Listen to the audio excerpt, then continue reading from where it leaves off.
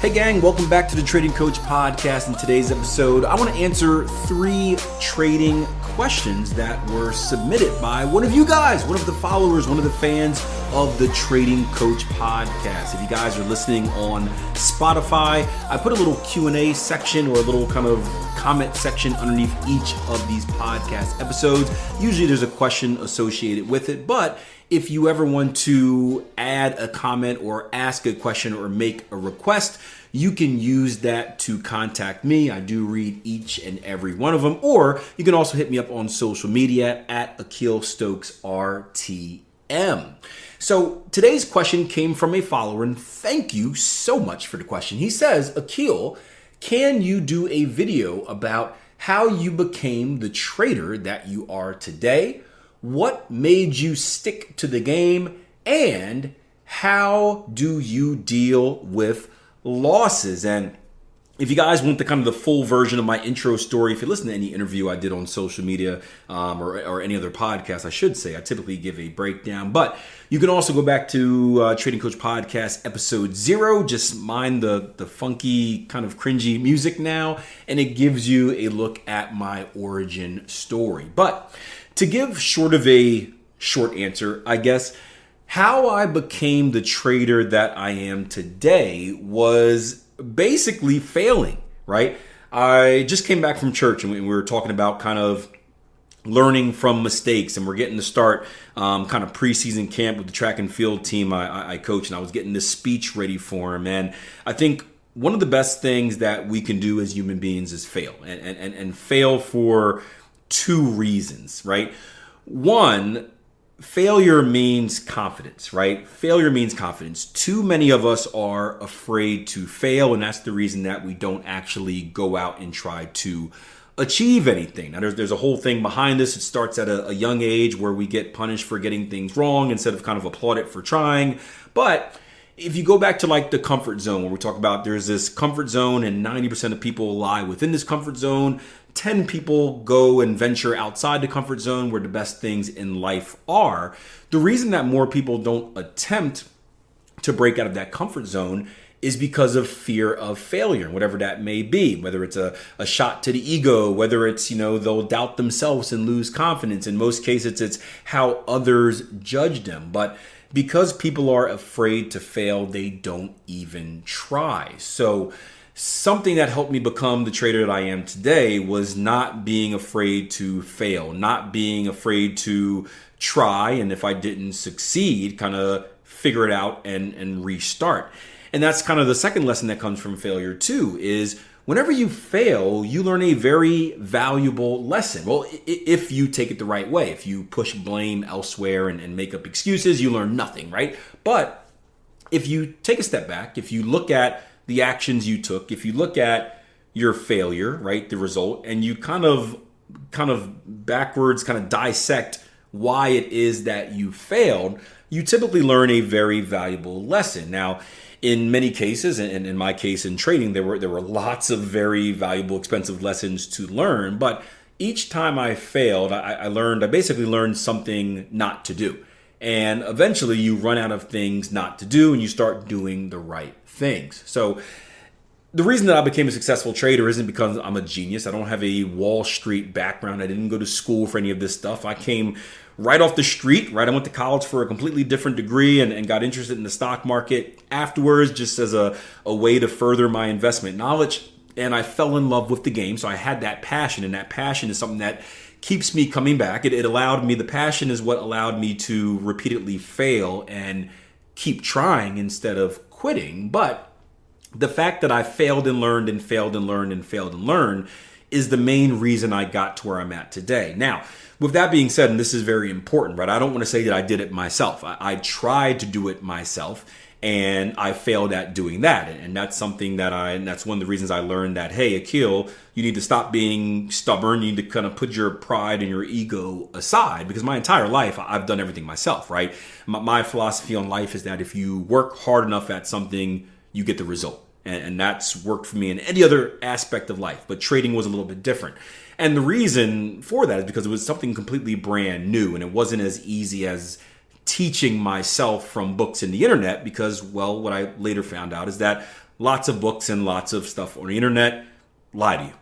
There's a lot of stuff out there that is fake, that is false, that is not useful. We don't necessarily know it at the time because it's brand new information to us. So we have no way to dissect whether it's good or bad. But a lot of stuff out there is simply to make a quick buck. And as I was going through it, and keep in mind, this is not having a method or any type of background in it, I just didn't find myself progressing. So something that helped me was mentorship. It was coaching. And it wasn't a coach that told me this is what you do and just follow me. It was someone that actually worked with me and taught me the skills that I need to become successful, made me focus on the things that I didn't want to focus on, like journaling and money management, risk management, back testing, right? Strategy development, trading psychology was the big one. Someone that made me focus on the things that, again, I had no idea existed in the realm of trading because they don't really sell on the internet. And although I still had many setbacks and many failures, what I had was a map. So essentially think about it like this. My mentor, my coach, gave me a map. The map pointed me in the direction. They gave me the tools that I would need to achieve my journey. But what they didn't do is they didn't kind of, they held my hand through the journey, but they allowed me to take the journey, if that makes sense. So they were there next to me as support, helping me along the way, along with a community of traders that I worked with. I made some great friends during my struggle journey, but they allowed me to make my mistakes. They allowed me to go left when they knew I should probably go right, and they allowed me to kind of realize like, ooh, I messed up. Let's get back on track. And they would help me get back on track, but they would never give me the answer. They allowed for me to figure it out. And from a growth perspective, that is massive, right? I got 2 kids right now. I'm not sure if I did a podcast right now. I'm not having any more kids, right? Don't get any funny things. I don't want a text coming in. 2 kids right now, Akil. Is there something you want to tell us? No, there's no more kids coming. But I think I remember doing a podcast, if not having a conversation about the development of leadership or development of kids when you have multiple ones. And I'm a very laissez-faire parent. I like to let my kids figure it out. I think that's the best way to learn. That's my coaching style as well. And there was I think some research done about second kids in comparison to first kids and like the learning curve. And something that typically sometimes holds second kids back is that they don't necessarily have the chance to figure it out. Your first kid, it's easy for me to kind of sit back and let him problem solve, right? I can just sit back and let him figure it out. When he needs help, I can give a little hint or a little bit of help, but it's all on him. With the second kid, it's a little bit harder because when the second kid gets stuck with a problem, the first kid who wants to be a leader, and I promote that as well, he's quick to give the second kid the answer, where instead of allowing the second kid to figure it out, he's like, oh, just do this. And now the second kid gets the answer. He achieves the goal, but he doesn't get the growth process of figuring it out on his own. So that's something that we had to talk to our oldest son about, is like, hey, let him figure it out himself. It's okay to help, but let him get to the answer. So having that failure allowed me to problem solve. Having, again, the correct type of mentorship and coaching allowed me to take that journey and not just kind of, go autopilot through the path, but actually learn and develop. And that's one of the reasons that I've become a successful trader now and a successful coach. And trading specifically, markets do change. Markets do adapt. Markets do change. We have to adapt. That's something that I learned throughout the journey. And if we only know the single answer, for example, like a single strategy, we don't have that ability to adapt to a new situation. And it's sad to see, but I've seen so many traders taken out by that wave when what they were doing for years no longer works. And where a skilled trader can, analyze the markets, analyze the situation, and make adjustments so that they continue to be profitable. The trader that just has that one way and not an actual skill of trading, they're swept out with the wave. And unfortunately, that does happen. So having those problem-solving skills are key. The next question. What made you stick with the game? I kind of answered this already, but it's passion. I love it. Now, I love 2 things about it. Yes, I would be lying if I said I do this for love. No, I do this for money.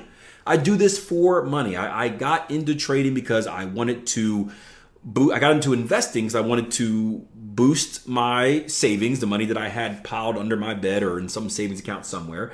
I got into trading because it allowed me to accelerate my wealth even quicker. So that was the main reason I got involved. But as I was in this money-making relationship, I started to notice other things that I enjoyed as well. One was the game. I love the game. I always say I look at it like a puzzle that I'll never figure it out 100%. But the fact that I can't brings me back. It's like playing a video game where you're enjoying the video game and each time you beat a level, there's another add-on, and it's like, oh, I got to figure out this next level. It's so fun to figure out the problem. But also time freedom, right? As I always want to be an entrepreneur, not necessarily for all the entrepreneur stuff that they don't tell you about. That's horrible. But the fact that I can make my own rules, I can make my own decisions. There's no ceiling on my wealth, and there's no one to answer to. Meaning, I've grown tired of having a boss. Right? I am sick and tired of having someone that tells me what to do or needing to ask for permission. I didn't want any of that stuff. I wanted complete freedom. And as I got older, becoming a husband, becoming a father, time freedom that is, became more important to me because I want to be that father that supports their kids. I want to be that father that's able to make it to soccer matches and baseball games. I want to be that father that's able to go to school plays and recitals. I want to be able to spend time with my kids, even if it's like taking them to the park or a movie in the middle of the day. And I think that's very valuable for me. I like being a dad, and it's valuable for the kids as well, because I know one of the greatest memories, or some of the greatest memories I have of my father growing up, is that I would look over to the sidelines and he'd be there supporting. And at the time, I didn't realize that he had a job, because as kids, we don't know all that stuff. I'm like, oh, cool, dad's here. Looking back, I now realize, like, hey, he sacrificed. He had to ask permission or maybe even lose pay in order to watch me do whatever I was doing. And just having that support there kind of motivated me and gave me encouragement in whatever I was doing. So, all three of those things have what allowed me to stick to the game, a true passion for what I'm doing. First and foremost, I love it. But also I love what I get from it as far as both financial freedom and freedom of time. Now, the last question, how do I deal with losses? I got used to them. I got numb to them. It's like anything else, right? I was a former football player, right? So I got hit and tackled lots of times. The first time I got hit, it hurt. It did not feel good. And I said, why the hell am I playing this game, right? I get a ball and then 11 other people try to hit me as hard as they can, right? This doesn't make any sense. And sometimes I'm faster than them, sometimes I'm not. But then when you get hit over and over again, you realize that, hey, this is part of the game, and your body gets numb. You get the calluses, right? You stop feeling it. It doesn't hurt as much. You're like, it's a normal thing. Losses are the same way. When I accepted that losses are a part of trading, when I stopped thinking of success in trading being because I'm so super smart and that I have any control over what the market will do, and I started thinking more in the realm of odds and probabilities and numbers, a quantitative approach, I really started accepting losses for what they are, and that is part of the game. I know myself, I know my strategy, I know my percentages. I know that I should have this many wins and this many losses over this many trades on average. And if I'm executing my plan the correct way, losses are a normal part. And when I normalized losses, they stopped hurting. Losing money stopped making me feel sad. Losing money stopped making me want to get revenge. Losing money stopped getting me depressed because I thought I was a bad trader. Losing money was just part of the game. It's like poker, right? You're not going to win every hand in poker, right? Sometimes you're going to hold them, sometimes you're going to fold them, right? It's part of the game. And when you understand the bigger picture, when you can think long term, it allows you to process those losses a lot more. That, and something that we always preach over at Tier 1 Trading, is focus on the process over the outcome. Meaning the outcome of any given trade shouldn't get you happy. It shouldn't get you sad. It shouldn't allow you to judge yourself as a winner or a loser. It's all about following the process. You trust in that process. The absolute goal is to do the right thing, play the game the right way, and understanding that wins will come, losses will come, scratch trades will come. But if you're executing your edge correctly, and your edge includes all of these things, you shall be profitable at the end of the day. And the only thing that really stops us from being profitable is, the 6 inches between our ears, which is ourselves. So 3 questions. I hope I did a good job of answering them for you. Keep them coming. Don't be shy. I love talking about myself here on the Trading Coach Podcast. Couldn't even keep a straight face while saying that. For you guys that know me, I actually hate talking about myself, but that's a little inside joke. But yeah, hope you guys enjoy, and I will see you next episode. Until then, plan your trade your plan. So we talked a lot about coaching and mentorship in today's episode, and one of the reasons that I became a coach is so that I can give back and really give to others what my coaches gave to me. If you're interested in joining our coaching and mentorship program, start right now. Head over to www.tier1trading.com and you can sign up, or if you're on the edge and not sure if it's for you or not, take that 14-day risk-free trial that allows you to get on the platform for 14 days. You can take a few courses, you can interact with the community, you can join us for some live sessions with no risk, and then make the decision if this is a place you want to be or not. www.tier1trading.com, and I'll see you guys there.